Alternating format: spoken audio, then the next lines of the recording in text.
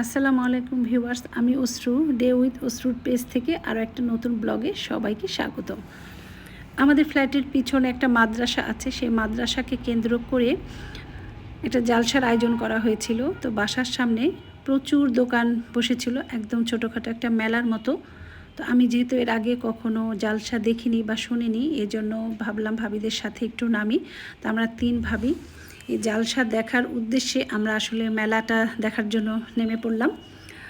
তো নামার পরে দেখি সেইখানে বিভিন্ন রকম দোকান, যেমন এই যে জিরা পানি, পানীয়র একটা দোকান ছিল। তো সেখান থেকে আমরা জিরা পানি অর্ডার করলাম। জিরা পানি খাওয়ার পরে আমরা ফুচকার অর্ডার করলাম। তো এখানে আসলে দলে দলে অনেক মহিলারা আসছিল। তারা কিন্তু এই মানে মেলা দেখার উদ্দেশ্যে আসছে, আর পুরুষ মানুষেরা জালসার প্যান্ডেলে চলে যাচ্ছিল। তো আমরা এখানে ফুচকা খেলাম, আর এখানে গরম গরম জিলাপি ভাজছিল, যেটা মেলায় সাধারণত করা হয়। একদম সেম মেলার মতোই এখানে বসেছে অনেক কিছুর দোকান। তো আমরা গরম গরম জিলাপিও খেয়েছিলাম, গুড়ের জিলাপি।